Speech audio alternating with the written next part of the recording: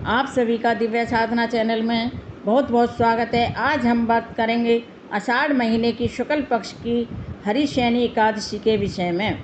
धर्मराज युधिष्ठिर ने श्री कृष्ण जी से पूछा, हे जनार्दन, आषाढ़ शुक्ल पक्ष की एकादशी का क्या नाम है? इसके व्रत करने की क्या विधि है और किस देवता का पूजन किया जाता है? श्री कृष्ण जी कहने लगे, हे युधिष्ठिर, एक समय नारद जी ने ब्रह्मा जी से भी यही प्रश्न किया था। तब ब्रह्मा जी ने उत्तर दिया था कि हे नारद, तुमने कलियुगी जीवों के उद्धार हेतु अति उत्तम प्रश्न किया है, क्योंकि एकादशी व्रत सब व्रतों में श्रेष्ठ माना जाता है।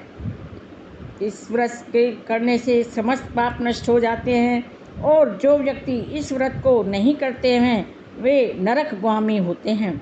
सभी एकादशियों के व्रत श्रेष्ठ हैं और उनके करने से भगवान विष्णु प्रसन्न होते हैं, परंतु उन सब में भी आषाढ़ महीने की शुक्ल पक्ष की ये हरिशयनी एकादशी तो सबसे ही अधिक पुण्य प्रदायनी है। पद्मा नामक इस एकादशी से संबंधित पुराणों में वर्णित एक कथा मैं तुमसे कहता हूँ। हे नारद, तुम ध्यानपूर्वक इस कथा को सुनो। सतयुग में मानधाता नामक एक सूर्यवंशी राजा था, जो सत्यवादी और महान प्रतापी था। वह प्रजा का पुत्र की तरह पालन किया करता था। उसकी प्रजा धन धान्य से भरपूर और सुखी थी। उसके राज्य में कभी काल नहीं पड़ता था। एक समय उस राजा के राज्य में 3 वर्ष तक वर्षा नहीं हुई और अकाल पड़ गया। प्रजा अन्न की कमी के कारण अत्यंत कष्ट पाने लगी और अन्न के अभाव के कारण यज्ञ आदि भी बंद हो गए। एक दिन प्रजा राजा के पास जाकर कहने लगी, हे राजन, समस्त विश्व की सृष्टि का कारण वर्षा है। वर्षा के अभाव से अकाल पड़ गया है और अकाल से प्रजा भूखी मर रही है। इसलिए कोई आप ऐसा उपाय कीजिए जिससे प्रजा का कष्ट दूर हो जाए। राजा मानधाता ने कहा, आप लोग ठीक कह रहे हो, वर्षा से ही अन्न उत्पन्न होता है और आप लोग वर्षा न होने से अत्यंत दुखी हैं। मैं आप लोगों के दुखों को समझ सकता हूँ। ऐसा कहकर राजा कुछ सेना को साथ लेकर वनों की तरफ चल दिए। वह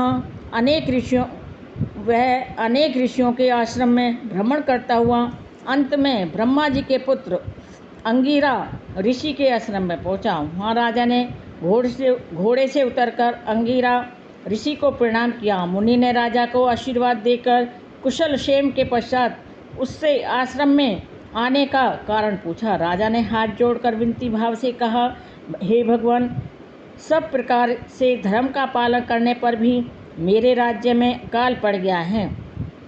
इससे प्रजा अत्यंत दुखी है। राजा के पापों से ही प्रजा को कष्ट मिलता है, ऐसा शास्त्रों में लिखा हुआ है। जब मैं धर्म अनुसार राज्य करता हूँ तो मेरे राज्य में अकाल कैसे पड़ गया? मैं आपसे इसी संदेह का निवारण करने के लिए यहाँ आया हूँ।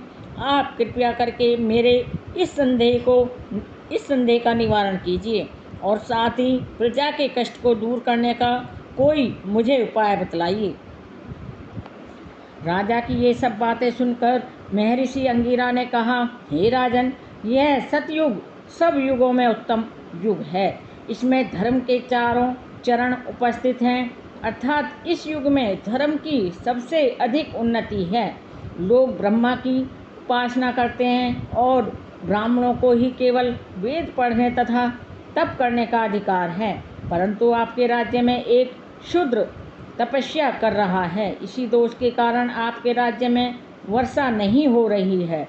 इसलिए यदि आप प्रजा का भला चाहते हो तो उस शूद्र का वध कर दो। राजा ने कहा, महाराज, मैं उस निरपराध तपस्वी को जो तपस्या कर रहा है शूद्र को कैसे मरवा सकता हूँ?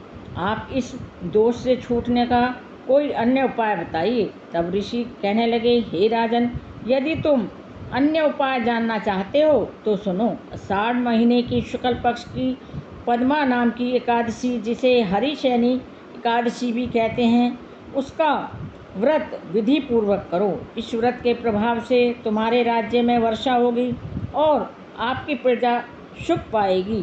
इस एकादशी का व्रत सब सिद्धियों को देने वाला तथा सभी उपद्रवों को शांत करने वाला है। अतएव प्रजा सेवकों तथा मंत्रियों सहित तुम सब मिलकर इस व्रत को करो। मुनि के वचन सुनकर राजा अपने नगर वापस आ गया और फिर विधि पूर्वक पद्मा एकादशी का व्रत किया। उस व्रत के प्रभाव से वर्षा हुई और प्रजा को सुख पहुंचा। इस हरिशयनी एकादशी का व्रत सभी मनुष्य को करना चाहिए, क्योंकि यह व्रत इस लोक